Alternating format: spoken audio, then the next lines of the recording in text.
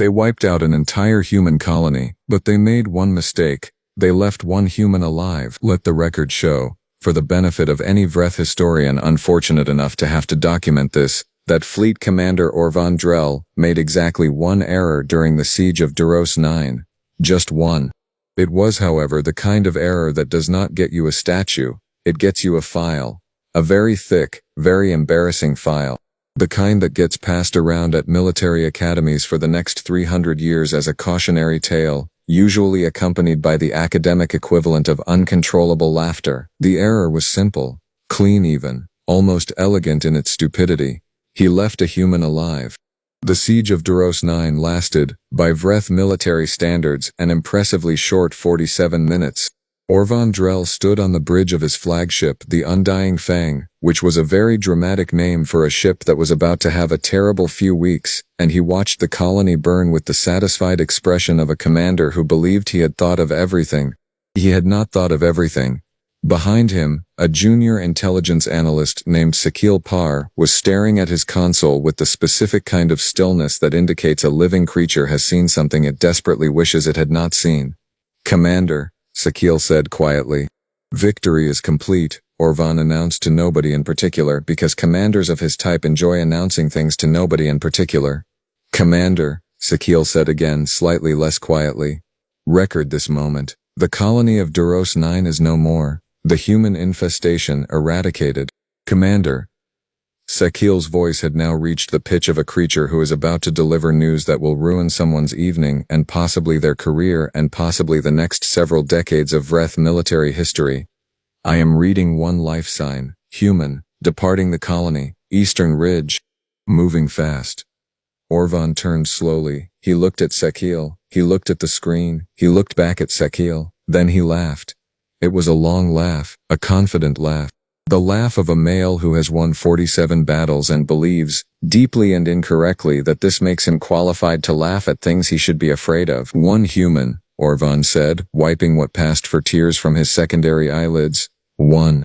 What is one human going to do to the Vreth Empire, Sekil?" Sekil opened his mouth. "That was not a real question," Orvan said. Sekil closed his mouth. He looked at the life sign moving across the ridge. He looked at the name that had just populated on his screen from the human military database they had captured 6 months ago. The name read, Dax Rourke. Sakil pulled up the full file. He started reading. His antennae went flat against his skull, which in Vreth biology is the equivalent of a full-body flinch. He kept reading. His skin shifted from its standard gray-green to a pale, sickly tone that his species reserved for extreme cold or extreme dread. He kept reading. By the time he finished, Orvan had already retired to his quarters to compose a victory speech. Sekil sat very still for a long time. Then he began, quietly, to update his personal will. The first outpost went dark 11 days later, not destroyed. Dark. There is a meaningful difference. Destroyed means debris, explosion signatures, maybe a distress signal cut short. Dark means one moment everything is fine. The next moment 47 Vreth soldiers and a fully equipped forward base simply stop existing in any communicable way. Orvan called it equipment malfunction. Sakil called it something else, privately in his bunk, at 3 in the morning, into a pillow. The second outpost went dark 4 days after that. Then a supply convoy. Then 2 scout ships which vanished without so much as a crackle of static. Then a patrol unit of 12 soldiers, who were there, then were not there, and left behind only one thing, their boots, all 12 pairs, arranged, neatly in a circle. Nobody ordered them to do that, which meant someone else had. Orvan promoted himself to High Fleet Commander and announced the losses were the result of navigational errors and faulty sensor arrays. He transferred Sekil to a different department. Sekil took the transfer with the grateful relief of a creature who has just been moved slightly further from the fire. It did not help as much as he hoped. The camera footage came from Outpost Vareth 7, a small installation, 16 soldiers, good equipment, solid defensive perimeter, the kind of place that should have been perfectly safe.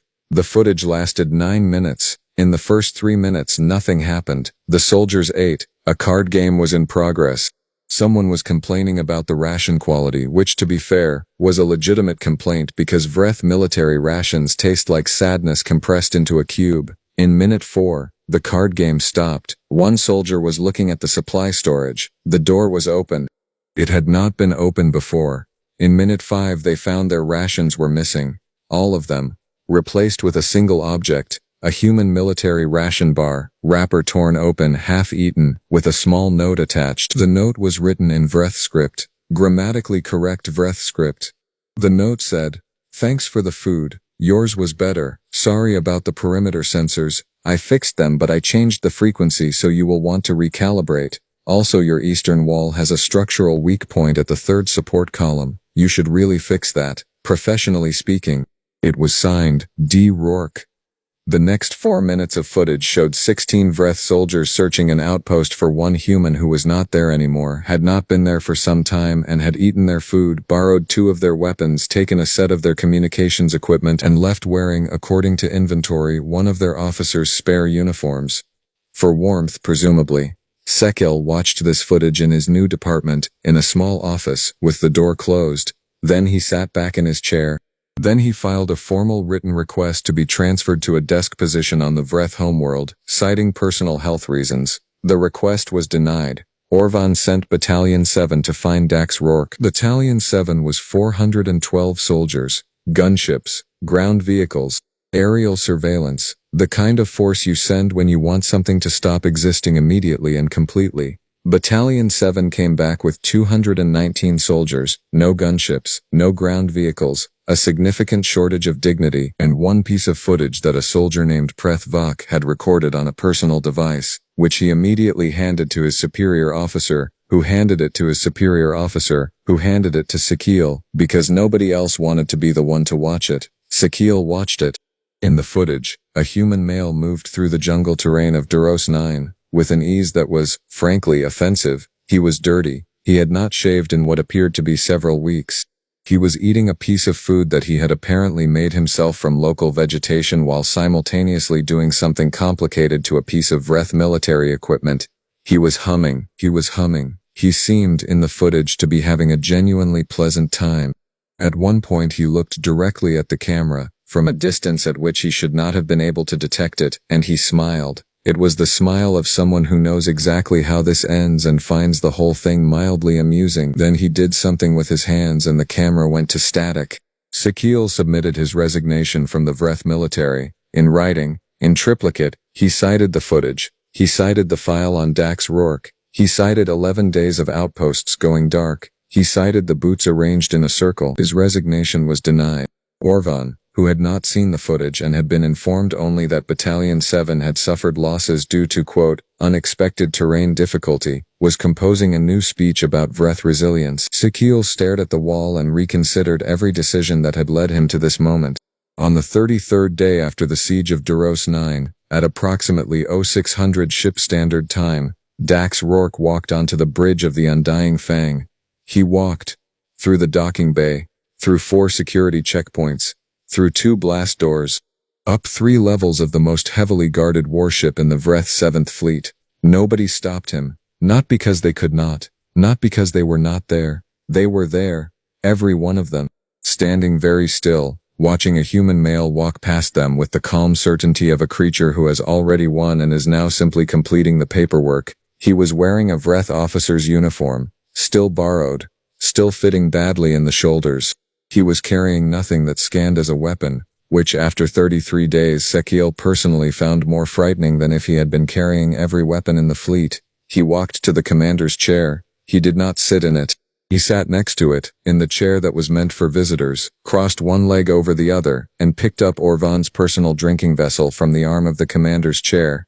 He examined the contents. He drank from it. Orvan stared. The entire bridge crew stared. Sekil, standing at the back of the bridge, was experiencing the unique sensation of watching the exact thing he had predicted 33 days ago come true in real time, and finding no satisfaction in it whatsoever. Dax Rourke set the cup down. He looked at Orvan with the expression of a male who has had 33 days alone in a hostile jungle to think about exactly what he wanted to say, and has chosen to say it slowly. "Fleet Commander," Dax said in accented but clear Vreth. He had learned it, in 33 days. On a planet with no teachers, no translation software, and nothing but captured Vreth communications equipment and apparently an unreasonable amount of personal determination. You burned my colony, Dax said. Orvan said nothing. To his credit, he maintained his posture. Barely. You killed my people, Dax continued. He was not raising his voice. That, Sekil thought, was somehow the worst part. A creature screaming at you is frightening. A creature talking to you in a normal conversational tone after what this one had just spent 33 days doing is something else entirely. And then, Dax said, you left me alive. He let that sit in the air for a moment. That, he said, picking up the cup again, was the mistake. He leaned forward slightly. So, here is what is going to happen next.